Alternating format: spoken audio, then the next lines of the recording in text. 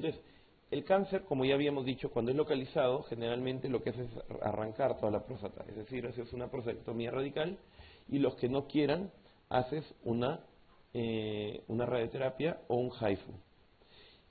¿Por qué ponemos observación? O sea, ¿en qué sano cerebro a uno de ustedes se le puede decir, señor, ¿sabes que tiene cáncer de próstata? Pero no vamos a hacer nada. No lo vamos a tratar. Viva su vida feliz sabiendo que tiene cáncer de próstata. ¿Se imaginan un escenario así?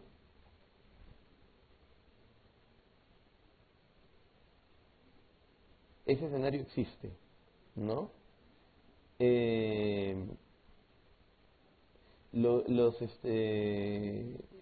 Los gringos le llaman watching wakeful, que es simplemente una observación muy rigurosa del paciente. Imagínense que tiene un paciente que tiene, por ejemplo, 75 años, tiene un PSA en 4 y le hacen una biopsia de próstata y le encuentran un Gleason 1. Entonces, digo, Gleason 1 es un cáncer que no es tan malo, ¿no? Entonces a esa persona le dicen, bueno, vamos a ver tu escala de sobrevida. Un Gleason 1 normalmente demora 20 años en crecer el cáncer de próstata hasta que mata al paciente, ¿no? Ahorita vamos a hablar, porque exactamente no es Gleason 1, ahorita lo vamos a corregir. Pero normalmente toma 20 años, entonces tiene 75 años. Ese señor se va a morir en 10 años de lo que sea, y en 20 años recién le va a dar síntomas esto. Entonces, ¿vale la pena tratar a esta persona? No vale la pena tratarlo. O sea, someterlo a una prostatectomía radical que lo va a dejar impotente, o lo puede dejar incontinente, o que la cirugía se puede complicar, lo que sea, no vale la pena. Entonces, casos muy específicos en cánceres muy poco agresivos, o sea, más o menos buenitos, por decirlo de alguna manera, en personas mayores, se puede optar por la observación. Pero tiene que cumplirse varios requisitos, que sea una persona mayor, que vaya a vivir menos de 10 años por expectativa de vida, y que a la vez que sea un tumor no muy agresivo. Vamos a revisar un ratito la escala de Gleason, que me estaba olvidando de un detalle, que es los tipos de tumores. Cuando Gleason hizo esto, lo hizo del 1 al 5 y la cosa le funcionaba más o menos bien. Habían algunos Gleason 3 que vivían más años y otros Gleason 3 que no vivían tantos años.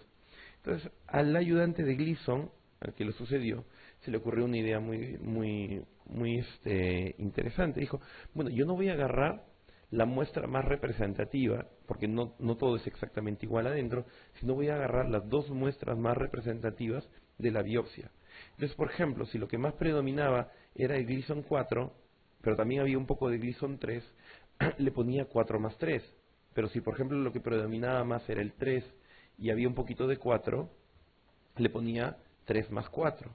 Y si, por ejemplo, si todo era 1, le ponía 1 más 1. Y si, por ejemplo, todo era 5, le ponía 5 más 5. Y si, por ejemplo, había un poco de 5 y lo que le seguía era 3, le ponía 5 más 3. ¿Me dejo entender? Entonces, se hizo una escala que iba desde el 2 hasta el 10, donde el 2 era el 1 más 1 y el 10 era el 5 más 5. Y lo clasificó así. Los tumores poco agresivos, ¿no?, son los Gleason 2, 3 y 4. Es decir, los 1 más 1, los 1 más 2 y los 2 más 2.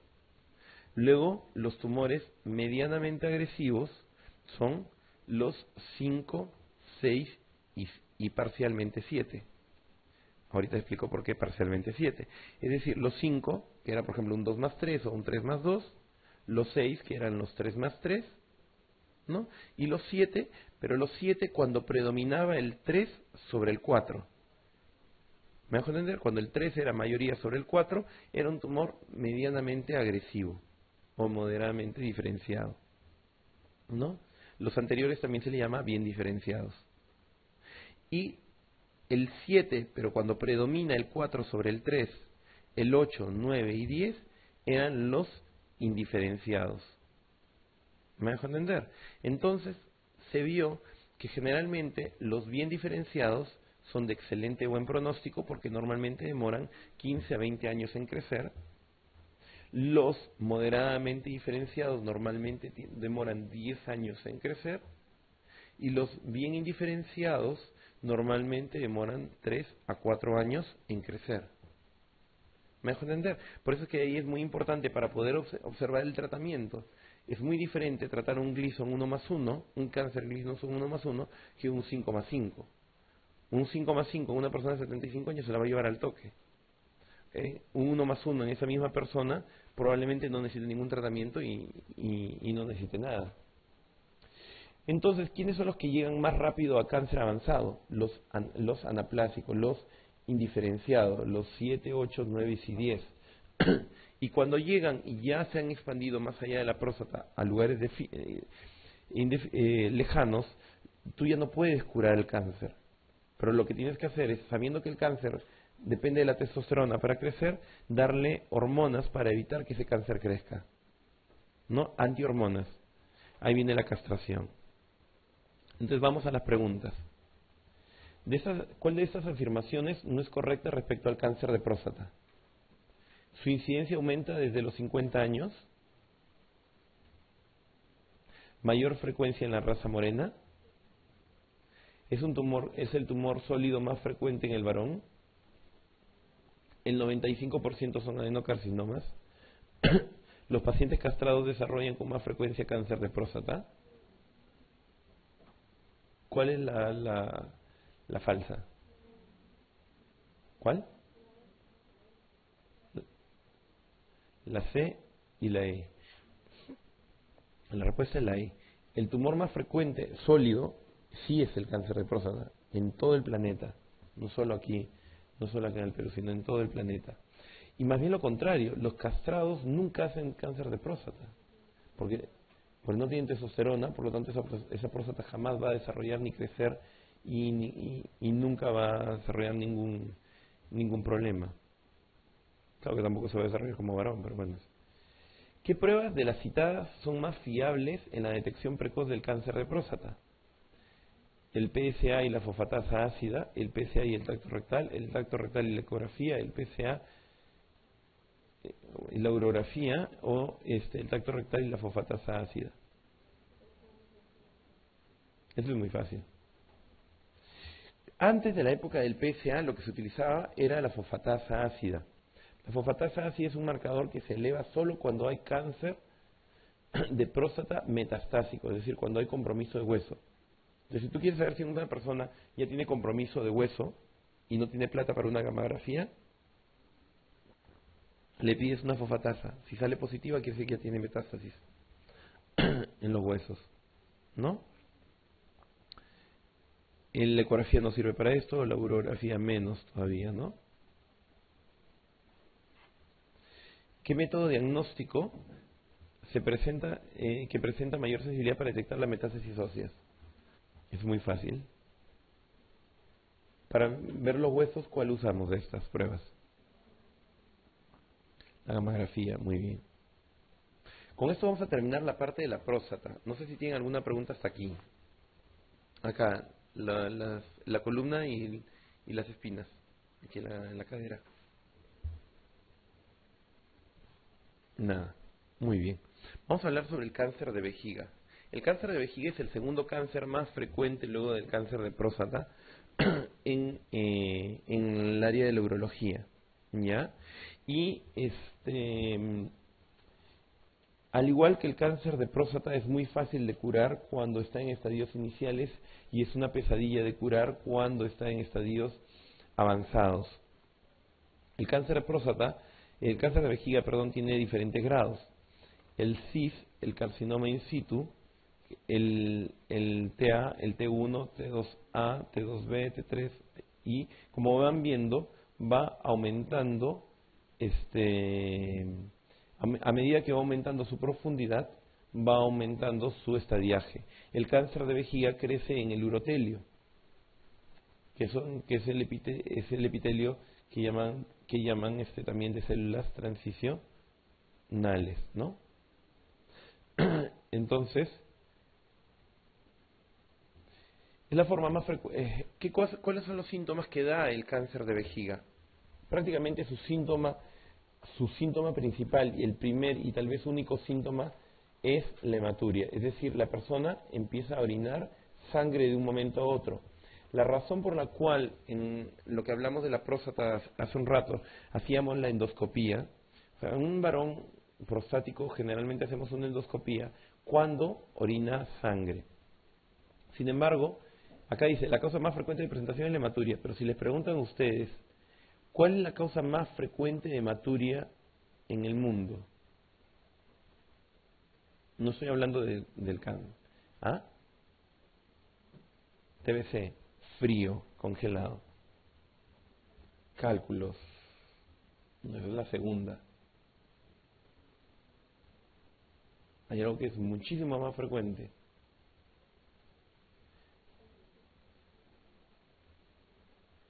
Son 6 damas. De las 6, al menos 1 o 2 va a tener hematuria por esa causa antes de los 35 años. La infección urinaria. Ah, no, 7 damas. Entonces, definitivamente 2. Entonces, la causa más frecuente en el mundo de hematuria es la infección urinaria común y corriente. Cuando a veces se mete una Klebsiella, cuando se mete un enterococo, cuando se mete un enterobacter, se mete la famosa E. coli, si justo se les ocurrió al bendito bicho adherirse justo en un lugar donde había algún vasito sanguíneo, algún vasito dentro de la vejiga, pues la persona va a tener hematuria. La causa más frecuente por la que llegan pacientes a la emergencia por hematuria es simplemente una infección urinaria, no un cáncer de vejiga. Pero si es una hematuria en una persona que tiene más de 50 años, no puedes alegremente decirle que es una infección urinaria. Tienes que estar seguro que no haya un cáncer ahí adentro, ¿no? Pero en personas jóvenes lo que más frecuente es una cistitis, ¿no? Una cistitis hemorrágica. Los factores de riesgo de lo que es el cáncer de vejiga es el tabaco, que es bastante frecuente, los fumadores. ¿Cuántos fumadores han muerto en su ley con un cáncer de vejiga? Desangrados simplemente por fumar bastante. Exposición a pinturas, ¿no? Las famosas anilinas, la metalurgia, los textiles, los plásticos, el consumo de café. Bueno, esto es un poco controversial, pero también está asociado al cáncer de vejiga.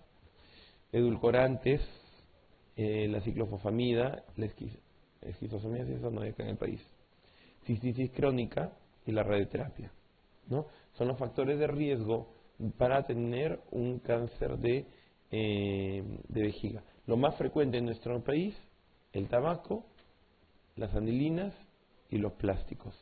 Es lo que hay acá más en el Perú, las razones. Y es más frecuente en el hombre que en la mujer en una relación de 3:1. Porque generalmente el varón es el que está más trabajando con las pinturas o trabaja más con los plásticos y fuma más que las damas, ¿no? El diagnóstico es mediante una cistoscopía, es decir, visualizas la lesión, visualizas como un granito, como una carnosidad dentro de la vejiga, que ese es el tumor, ¿no? Y que generalmente se le tiene que hacer una biopsia para poder confirmar el diagnóstico.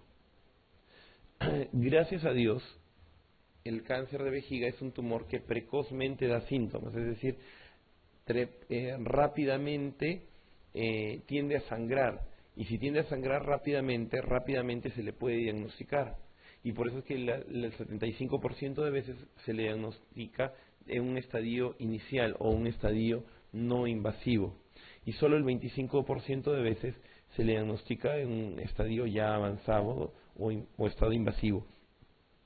La diferencia entre el no invasivo y el invasivo es que el no invasivo no agarra la capa muscular, solo agarra la capa superficiales, y el invasivo efectivamente agarra la capa muscular, ¿no?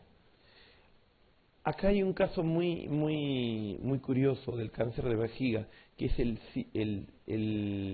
CIS, o TIS, que le llaman acá, o CIS, que es el carcinoma in situ de vejiga o tumor in situ de la vejiga, que es una variante que, a pesar de estar en el TNM al inicio de todos, o sea, por delante del T1, y que uno podría decir que es un cáncer muy inicial. El cáncer in situ es un tumor que es muy agresivo y es un cáncer de mal pronóstico. Es decir, una persona que tenga un factor de mal pronóstico es que la persona tenga un carcinoma in situ. El 95% de los cánceres de vejiga son de células transicionales y el resto es escamoso o adenocarcinoma. A ustedes lo que les van a preguntar es el tipo de tumor que es más frecuente y lo que tienen que responder es carcinoma de células transicionales. Y el tratamiento va a depender mucho también si es inicial o es avanzado. Si es inicial, normalmente lo que hacemos es quimioterapia pero intravesical. Es decir, lo clásico de la quimioterapia es que el paciente va, le coloca un medicamento en la vena, se le cae el cabello, bastantes náuseas y el medicamento deja que hace efecto en todo el cuerpo, ¿no? Pero el cáncer de vejiga no, lo que hacemos es colocar una sondita, un tubito, y por ahí inyectamos los líquidos, dejamos que los líquidos se remojen dentro de la vejiga un par de horas y de esa manera eso produce una destrucción de las células neoplásicas. Ahora, ¿a alguno de ustedes se le ocurrió por qué se trata con bacilo de Calmette-Guerin el cáncer de vejiga? ¿Por qué se trata con el bacilo de la tuberculosis? O sea, ¿cómo con el bacilo de la tuberculosis se le trata al cáncer de vejiga? En realidad dejamos que el mismo cuerpo destruye el cáncer. Al colocar el bacilo de Koch ahí dentro, ¿no? Lo que producimos es una reacción inmunológica en el cuerpo, en donde el cuerpo va a despertar reaccionando ante el bacilo y va a comerse todo lo que encuentre a su paso. Y dentro de eso se come el cáncer de vejiga. Es una terapia que solo funciona para el cáncer de vejiga, no funciona prácticamente. Y por eso es que algunos no le llaman quimioterapia, sino le llaman inmunoterapia, ¿no? Porque hace que produce una hiperestimulación del sistema inmunológico que produce este efecto, ¿no? Pero cuando el cáncer ya agarró los músculos, esta inmunoterapia no sirve. Lo que tienes que es hacer, retirar toda la próstata, retirar la vejiga, y es hacer una cistectomía radical. Entonces una pregunta muy fácil es, ¿el segundo tumor más frecuente en el aparato genital es próstata, riñón, vejiga, testículo o uréter? ¿Ah? ¿Y el primero cuál es? Próstata. ¿Y el tercero? ¿Y el cuarto? Muy bien. El tumor vesical, ¿cuál es el tipo histológico más frecuente? ¿Transicional, escamoso, adenocarcinoma, leiomiosarcoma o rhabdomiosarcoma? Transicional. Muy bien. ¿Y qué tratamiento emplearía de entrada ante un tumor de vejiga?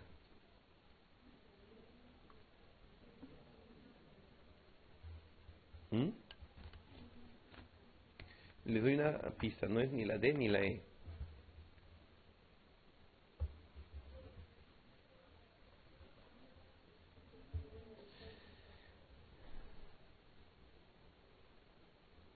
No. Primero lo que tienen que hacer, cuando ven un tumor, esta es una pregunta capciosa, no han dicho cáncer, han dicho un tumor. Es decir, yo he entrado con un endoscopio, he visto una lesión, un tumor, no sé si es benigno o maligno. Lo primero que tengo que hacer es retirar ese tumor y mandarlo a analizar. Y si es cáncer, le doy quimioterapia complementaria o inmunoterapia complementaria, ¿no? Y si encuentro que esa muestra que yo saqué ya invadía músculo, pues ya no le doy quimioterapia complementaria, sino retiro la vejiga. Pero primero tengo que saber si ese tumor no es el que saque toda la vejiga y dice, uy, no era cáncer. No, se imagínense. Entonces la respuesta es la B. El método más rentable para el diagnóstico de cáncer, de carcinoma vesical in situ es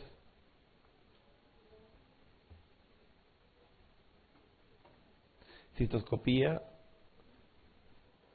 urografía intravenosa, ecografía, citología, biopsia vesical. La citología. Es una pregunta capciosa porque están poniendo la palabra rentable. O sea, en otras palabras, el método más barato.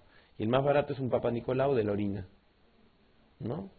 Ahora, si les preguntan cuál es el método más fiable, esa es otra historia. Porque el Papa Nicolau tiene la tasa de certeza no llega ni al 10%. Es decir, de 100 personas que tienen cáncer de vejiga, solo en 10 el Papa Nicolau saldrá positivo. O sea, es muy bajo, ¿no? Vamos a regresar al anterior. Pero si yo les preguntara cuál es el método más eficaz para el diagnóstico del cáncer de vejiga, ¿cuál sería la respuesta? Biopsia. Pero para hacer la biopsia necesito hacer primero una cistoscopía, ¿no? Para poder ver previamente, ¿no? Cistoscopía. Es más, el método más eficaz, en realidad la pregunta estaría incompleta, el método más eficaz es la cistoscopía más fluorescencia. Es decir, hay un líquido que se llama el Helix, que es que tú lo inyectas a la vejiga y se impregna y al cáncer a las células tumorales de la vejiga y se colocan justo del color de la trompa de la señorita. De ese color se coloca. Entonces tú entras y todo está así, ese color lila. Entonces si ves alguna zona lila, ya sabes que ahí puede ser potencialmente un cáncer, ¿no? Y es un método extremadamente eficaz y caro. Diga la afirmación que no sea correcta al cáncer de vejiga. ¿Existe una relación directa con el consumo de tabaco? ¿Es correcto o no es correcto? ¿Hay una mayor incidencia en el varón? ¿El carcinoma transicional es el tipo histológico más frecuente? ¿El papiloma invertido es de gran agresividad? Es la falsa. Y la mayor incidencia a partir de 50 años. Efectivamente, justo acuérdense lo que yo les dije hace un rato. Si yo veo una hematuria en una persona joven, no voy a pensar en un cáncer de vejiga. Pero en la misma persona, si es una persona adulta mayor, sí voy a pensar inmediatamente en un cáncer de vejiga. Y pasamos al riñón ahora, que es otro cáncer. Acá nuevamente hay factores cromosómicos, está también asociado un poco a la hipertensión arterial, el tabaco y sobre todo el asbesto, que es el factor que está más demostrado para la presencia de cáncer de riñón. Sin embargo, la mayoría de personas que se encuentran cáncer de riñón en nuestro país no tienen ningún factor de riesgo, ni cromosómicos, ni hipertensión, ni tabaco, ni asbesto. La tríada de Guillain, que es una tríada de la presencia de sangre más dolor lumbar más masa palpable, no se encuentra casi nunca, ¿no? Es decir, menos del 20% de personas van a tener la tríada de Guillain, de hematuria, dolor lumbar y masa palpable. Y más de la mitad de veces es de casualidad que se encuentra el tumor. Y yo diría inclusive que hasta más de la mitad.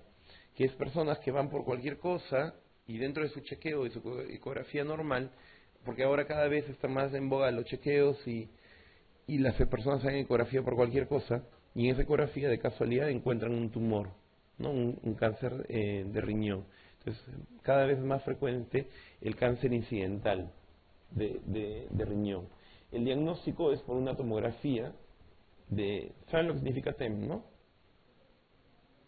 Tomografía en espiral multicorte. Ajá. Con contraste, para poder ver la cantidad de vasos sanguíneos que tiene, la irrigación, cómo capta el contraste. Es el método ideal, mucho mejor que la resonancia para ver el cáncer de riñón. El 80% de los tumores son de células claras o el famoso adenocarcinoma renal. Y el tratamiento no es otra cosa que sacar el riñón. Ahora, conforme han pasado los años, cada vez hemos estado encontrando por estas cosas incidentales los cánceres más precozmente. Y actualmente inclusive se puede dar uno el lujo de sacar solo la mitad del riñón o una parte del riñón cuando los cánceres son muy chiquitos. Por ejemplo, el otro día tenía un paciente que tenía un cáncer de casi 1 centímetro, 1,5 centímetros, no le iba a sacar todo el riñón por ese tumor. Entonces simplemente le haces como una cuña y le sacas solo le sacas el tumor que le está causando el problema, obviamente con un margen de seguridad, ¿no? Para que no tenga mayor problema el paciente. Entonces, por ejemplo, Estos son los estadios de los tumores, ¿no? El estadio 1 es cuando un tumor tiene menos de 7 centímetros, ¿no? El estadio 2 es cuando tiene más de 7 centímetros. El estadio 3 es cuando el tumor ya agarró los vasos sanguíneos, y el 4 es cuando se diseminó fuera del riñón, ¿no? 1 es un tumor chiquito. Imagínense una persona que tenga este tumor, pues fácilmente puedes llegar, cortar acá y preservar todavía una parte del riñón. Y si el tumor está hacia acá abajo, es todavía más fácil, pues mochas el riñón así y no es necesario sacarle todo el riñón a la persona. Cuando un tumor es de más de 7 centímetros es difícil, con algo tan grande, preservar el riñón, y ahí generalmente sí sacas todo el riñón en bloque.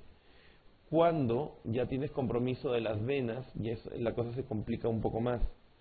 Entonces, si hay que sacar el riñón, tienes que abrir las venas y sacarlo todo lo que está metido dentro de las venas. Ha habido veces en donde el tumor se ha metido por la vena cava, ha subido y ha llegado inclusive hasta la aurícula. Entonces hemos tenido que meter al paciente en circulación extracorpórea y entrar con el cirujano de tórax para sacar el riñón, abrir toda la cava hasta arriba, hasta el tórax. Luego el de tórax abría la vena cava hasta el corazón, abrías el corazón, sacabas el tumor y luego cerrabas todo como un cierre hasta abajo y ya está. Y luego no pasó nada. Una semana en la UCI y de ahí sale libre, ¿no? Y el tumor tipo 4 es cuando ya el cáncer ya está avanzado, ya estaban agarrando compromiso de otros órganos. Acá lo que interesa y lo que le van a preguntar a ustedes es la sobrevida, ¿no? El 95% en estadio 1 tiene prácticamente a 5 años, el 95% de estadio 1 sobreviven. El 88% a 5 años en el estadio 2, 59% en estadio 3 y solo el 20% cuando están en estadio 4 sobreviven a 5 años.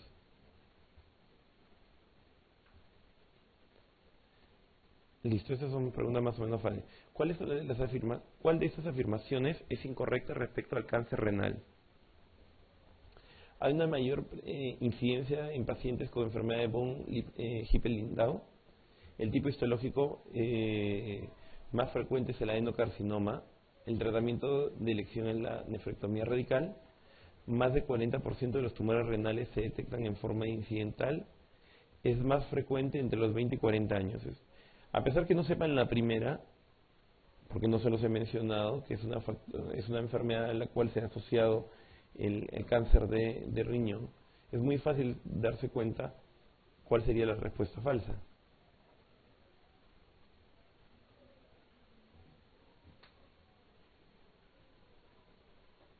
La E. El cáncer de riñón, el cáncer de vejiga, el cáncer de próstata y todos los cánceres urológicos, excepto el de testículo, se presentan en viejos. ¿Me dejan entender? El único que se presenta en jóvenes es el cáncer de testículo. ¿Ya?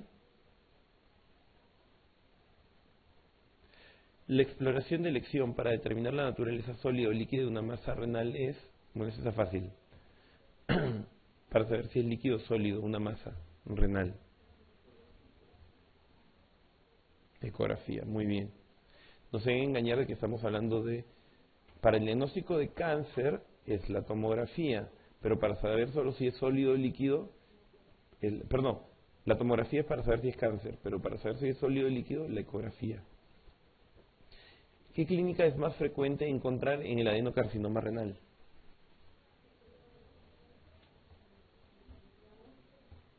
La famosa tríada de Guyon, que hablaban hace un rato. No es frecuente, pero lo que trata de hacer esa pregunta es justo de imitar la tríada de Guyon, que ya les dije que no es lo más frecuente, pero normalmente el cáncer de riñón no da síntomas, ¿no? O sea, el primer síntoma que da es o debuta o es un hallazgo incidental o empieza a orinar sangre. Es raro encontrar el resto, pero si les fuerzan a escoger en esta opción, la más frecuente entre estas opciones es la hematuria, el dolor lumbar y la masa palpable. Ahora, la masa, acordemos que la vejiga está, el riñón está atrás. Esa masa debe tener más de 15 centímetros para recién poder ser palpable. Lo cual estamos hablando de un estadio T4 bien avanzado, ¿no? A ver, esto tampoco hemos hablado. Respecto al nefroblastoma o el tumor de Wilms, ¿es erróneo qué? Vamos a ver, el tumor de Wilms es el tumor, es el cáncer, es el único cáncer que se encuentra en niños. No crece en adultos y es muy agresivo, lamentablemente. Es característico la palpación abdominal. Es obligatorio realizar la radiografía de tórax. La supervivencia tras el tratamiento actualmente es elevada. No se suele asociar a otras patologías. Es una tumoración genitourinaria más frecuente en niños. El erróneo es que no se suele asociar a otras patologías, porque generalmente estos niños vienen con un montón de malformaciones congénitas. No tienen el tumor de Wilms.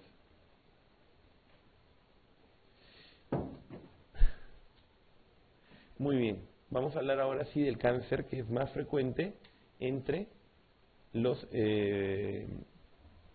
jóvenes. Y nuevamente lo que dijimos hace un ratito, es más frecuente entre los 20 y 40 años.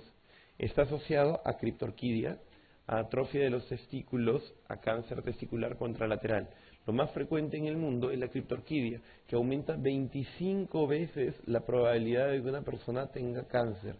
Es decir, si por ejemplo tenemos, si la probabilidad de una persona de tener cáncer de testículo es de 1 en 1000, pues prácticamente esa probabilidad aumenta 25 veces en una persona que tenga criptorquidia. Más o menos es elevadísimo el riesgo de desarrollo del cáncer. Y la criptorquidia debe ser tratada generalmente antes del año de edad para eliminar ese riesgo. Una criptorquidia tratada a los 4 o 5 años de edad ya no elimina ese riesgo de que se pudiera convertir en un cáncer de testículo. Es decir, el tratamiento debe ser al año de edad. La principal manifestación es una masa dura, es decir, el testículo aumenta de tamaño y se pone duro, ¿no? Y la transluminiscencia es negativa. ¿Se acuerdan lo de la transluminiscencia? Esto que con una linternita iluminas cuando el escroto se aumenta de tamaño y se pone todo rojo, quiere decir que es líquido, y cuando no se pone todo rojo quiere decir que es sólido, ¿no? Negativa quiere decir que no se pone todo rojo. El 95% de veces las causas son células germinales, y el más frecuente en todo el planeta, incluyendo el Perú, es el seminoma. Esa es una pregunta que también les pueden hacer con frecuencia. El cáncer de testículo más frecuente es el seminoma. Es raro encontrarlo en personas mayores de 50 años, y generalmente cuando se encuentra, la causa más frecuente es el linfoma. En niños, lo más frecuente es el tumor de saco vitelino. Y para el diagnóstico nosotros usamos 4 cosas. Falta cada una. La clínica, la alfa-fetoproteína, la HCG, y la deshidrogenasa láctica. Pero acá también falta la ecografía. La ecografía es importantísima para el diagnóstico de un cáncer de testículo. Es muy fácil, y prácticamente el 95% de los tumores de testículo se pueden detectar mediante una ecografía, porque simplemente ven el cambio en su densidad, es patognomónico de un cáncer de testículo. La alfa-fetoproteína y la HCG se van a elevar sobre todo en los no seminomas, que es un tipo de tumores. Los seminomas, esa es otra pregunta que a veces se hace, jamás elevan ni la alfa-fetoproteína ni la HCG. Toda persona que la patología te puede llegar seminoma, pero si la persona tenía previamente marcadores elevados, definitivamente aparte del seminoma debe haber una porción que sea no seminoma en ese paciente. Ningún seminoma puede marcar los marcadores tumorales, ¿ya? Contrario que los no seminomas. Acá otra cosa que falta acá es cuál es el tumor más agresivo, ¿no? Que es el coriocarcinoma. El coriocarcinoma es el tumor de testículo más frecuente, más agresivo, perdón, ¿no? El más frecuente es el seminoma. Y el tratamiento va a depender mucho del tipo de tumor, ¿no? Generalmente es la orquiectomía radical, que es sacar el testículo, más quimioterapia y o radioterapia. generalmente, tú, a ver, vamos a ver acá, eso es prácticamente lo mismo. Los seminomas son, como le dije, el grupo más frecuente, ¿no? El coriocarcinoma es el más agresivo. Los tumores del tumor de York-Sack o los de saco vitelino, que también son los que son más frecuentes en niños, ¿no? Y el más buenito, entre comillas, es el teratoma, ¿no? El más fácil de curar, ¿no? Es más o menos para que se vea.